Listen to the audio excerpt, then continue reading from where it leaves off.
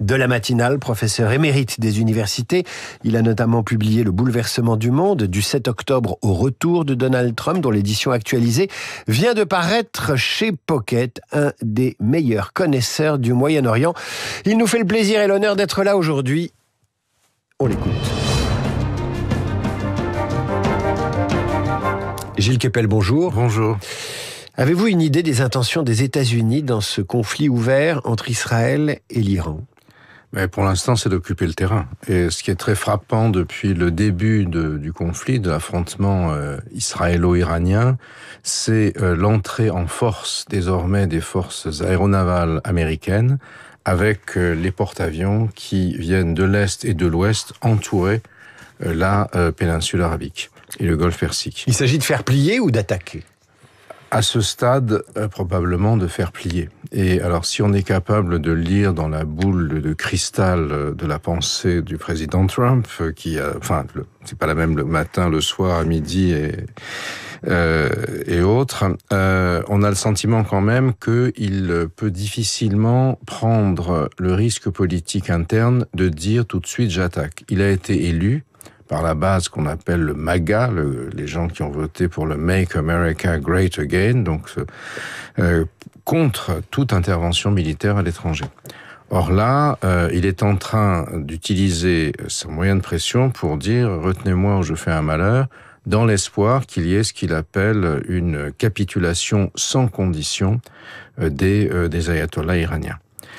Aujourd'hui, on n'en est pas encore tout à fait là, et je pense qu'on va surtout voir une utilisation maximale de la pression combinée américano-israélienne dans les heures et dans les jours qui viennent, avec la capacité qu'a l'Iran, qu'elle a montré encore hier, d'utiliser des missiles qui frappent assez significativement le territoire d'Israël. Comment vous analysez depuis 4-5 jours, depuis vendredi, l'intensité nouvelle de ce conflit entre Israël et l'Iran ? Alors, ce n'est pas seulement un conflit entre Israël et l'Iran, puisqu'il embarque toute la région dans sa dynamique, et surtout, il manifeste, si j'ose me citer, le bouleversement du monde qui a été déclenché avec le 7 octobre, et il le porte à un niveau paroxystique aujourd'hui. Et c'est bien toute la difficulté que nous rencontrons. Est-ce que Israël peut continuer dans une logique militaire ? Ce sont bien sûr aussi des enjeux de politique intérieure israélienne, puisque Benjamin Netanyahou lui-même est dans une situation assez complexe dans son propre pays, pour faire oublier sa responsabilité dans le 7 octobre, c'est-à-dire l'incapacité à prévoir l'attaque du Hamas, la razzia pogromiste du Hamas, qui a causé 1210 morts et près de 250 otages. Donc il y a eu l'offensive sur Gaza. Aujourd'hui, le Hamas est militairement détruit. Il détient encore quelques otages, bien sûr, il fait pression de ce fait-là. Mais la ressource Gaza, d'une certaine manière, elle est achevée pour Netanyahou. Et le stade ultérieur, qui était d'attaquer l'Iran, de mettre à genoux les ayatollahs, comme il avait, avec grand succès, détruit le Hezbollah et a fait partir Bachar el-Assad. Aujourd'hui, c'est quand même une autre paire de manches, parce que l'Iran, c'est un pays qui est beaucoup plus important. Et toute la question, justement, et c'est pourquoi les Américains entrent dans la danse, si j'ose dire, pour essayer de mettre davantage de poids dans la négociation. Trump veut obliger les Iraniens à négocier ou à capituler, comme il le déclare, sous la pression, sans passer au stade de l'attaque, notamment sur les centrales nucléaires. Gilles Kepel, ce qui surprend dans cette affaire, c'est aussi le niveau du renseignement israélien en Iran. C'est aussi la une du Parisien aujourd'hui en France ce matin. Comment est-il possible d'en savoir autant sur les chefs militaires, sur les gardiens de la révolution, bref, sur tout l'appareil d'État iranien ? On dirait que l'ensemble des structures sociopolitiques iraniennes sont infiltrées par le Mossad. Oui, sont poreuses, alors que précisément tout a été fait depuis le début de la République islamique pour multiplier les facteurs d'opacité. C'est-à-dire, comment on peut en savoir autant sur l'Iran et ignorer, comme vous dites, l'attaque du 7 octobre? Enfin là, il y a quelque chose de fou. Oui, mais c'est bien le problème, justement. C'est le dilemme auquel fait face Netanyahou, cet espin, si j'ose dire, tragique au sens de Hamlet, si vous voulez, de Netanyahou.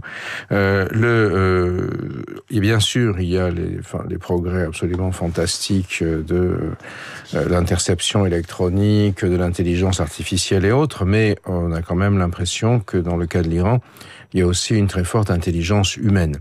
La première démonstration, c'était quand Ismail Haniyeh, le patron du Hamas, s'était fait tuer dans son sommeil par un drone, par évidemment les Israéliens, alors que le chef du Hamas, du djihad islamique, dormait dans la chambre d'à côté, résidence sécurisée des passes d'Aran, et qui ne s'est pas réveillé.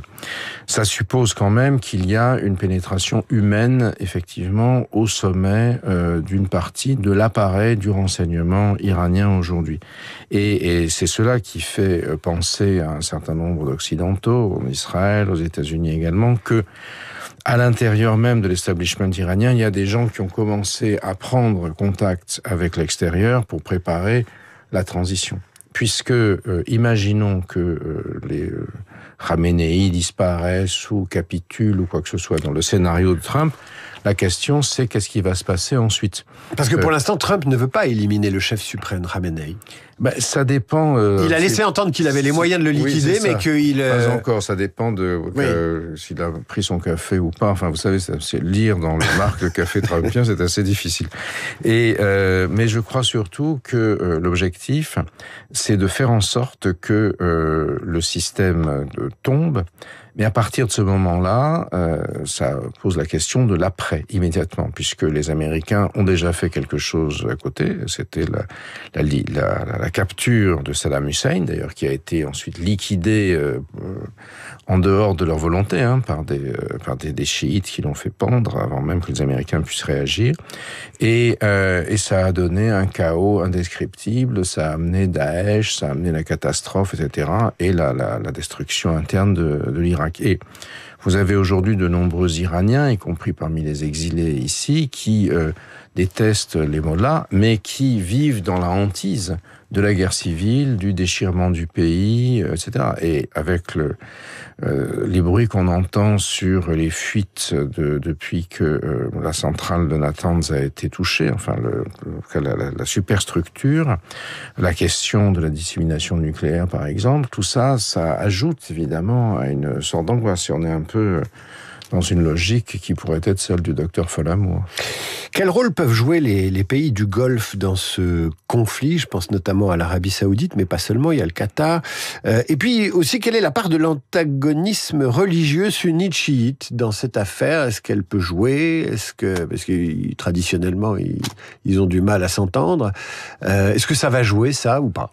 Enfin, oui et non, parce que l'islam révolutionnaire, disons, de la République islamique, certes, est chiite, mais ils ont été très influencés par les frères musulmans. Khamenei lui-même a traduit de l'arabe vers le persan les œuvres de Sayyid Qutb, qui était le grand doctrinaire radical, si vous voulez, du mouvement des frères musulmans égyptiens. Donc, l'Iran, finalement, a fait plutôt une espèce de synthèse entre les deux. En ce qui concerne les États arabes et sunnites du Golfe, ils retiennent leur souffle aujourd'hui, parce que, évidemment, l'affaiblissement de l'Iran ne les gênerait pas, dans la mesure où ça leur permet de reprendre plus d'importance régionale, mais le chaos, évidemment, leur fait courir des risques. Eux-mêmes sont directement intéressés. Imaginez que dans un spasme ultime, la République islamique ou des gens qu'elle manipule bloquent le détroit d'Ormuz.